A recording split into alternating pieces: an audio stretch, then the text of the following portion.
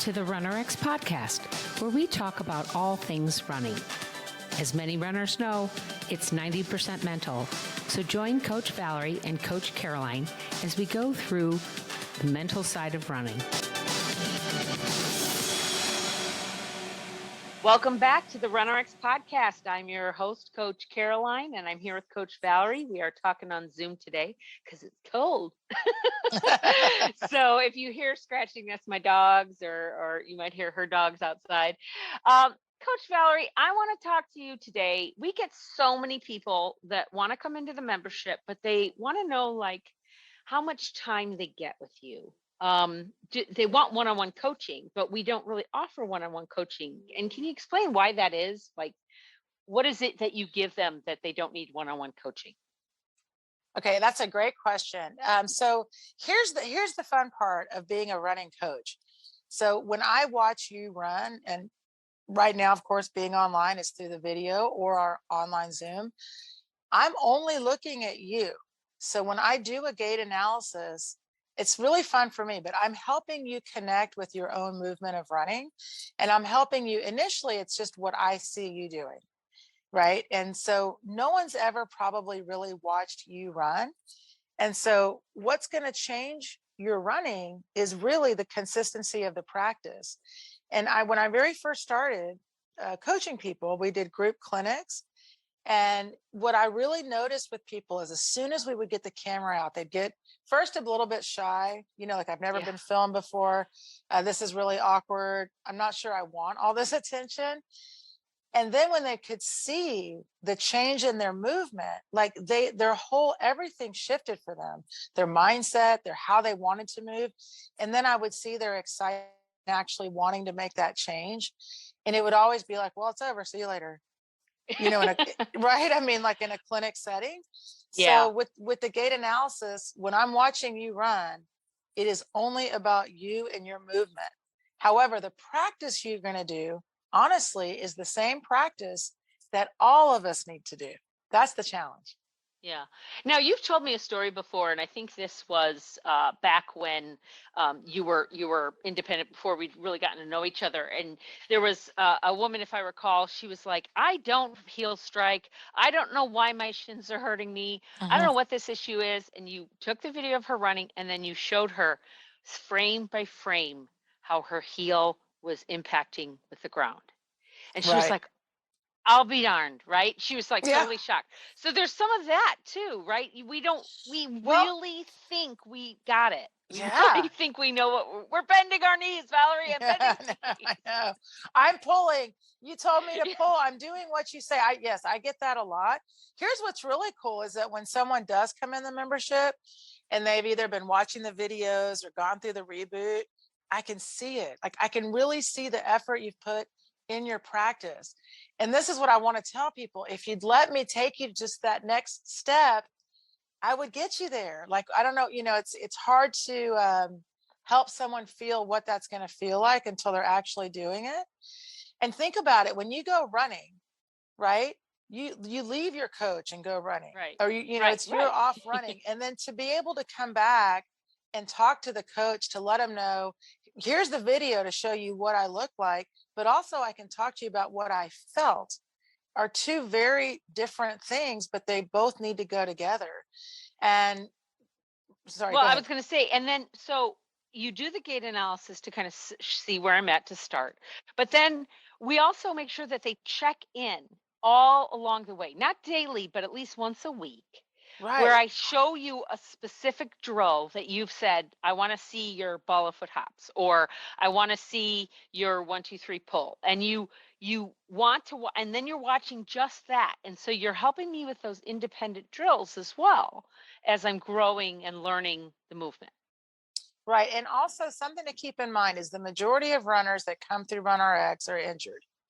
So they're coming in with the shin splints, planters, IT band, you name it. We've seen it all.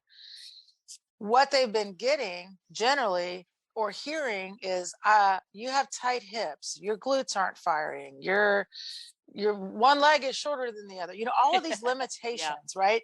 So when people come in, they're like, literally have a pain and they don't understand why they have it, or they think it's kind of, I don't want to say their fault, but it drives me nuts when someone says, oh, it's because you have tight hips. No, you do hip mobility exercises to help with tight hips, but the reason your hip hurts when you run is because this action is going on.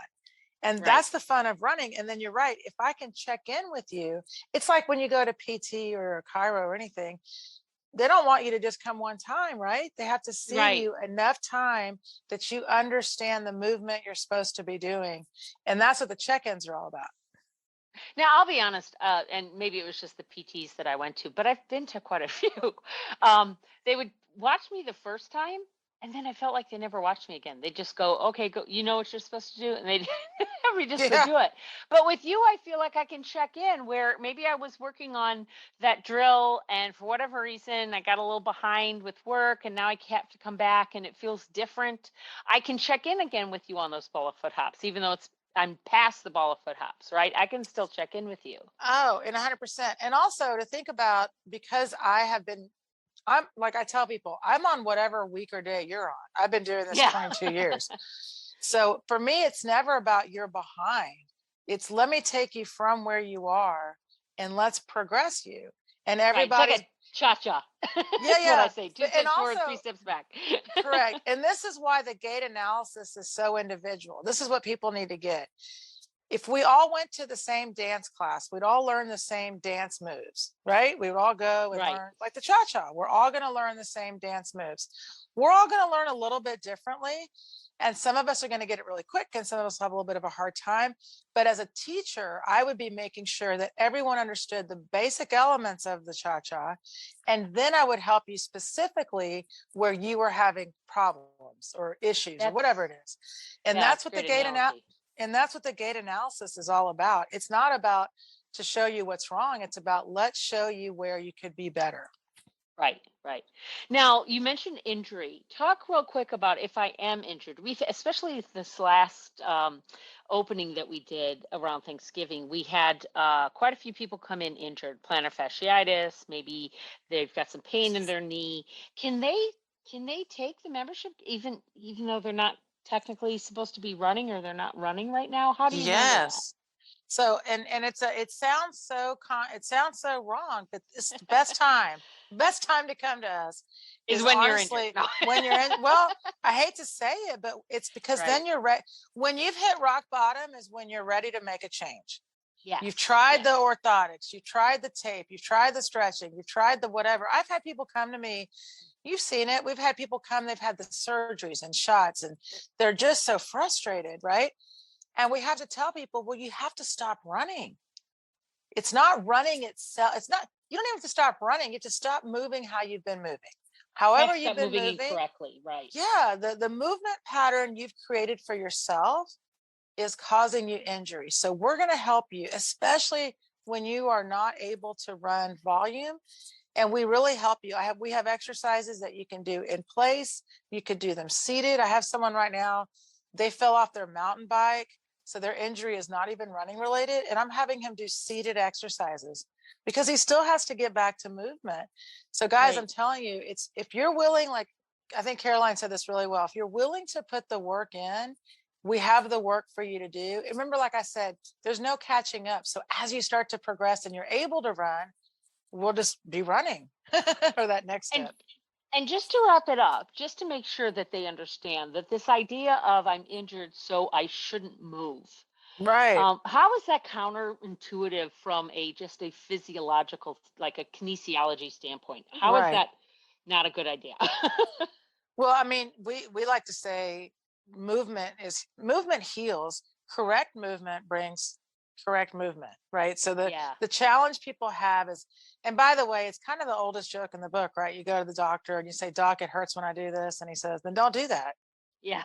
I mean, that's literally been the prescription for years. And Right. people don't recognize how silly that is. Are you not? I mean, are you really going to spend your day not moving? No, you're going to be moving.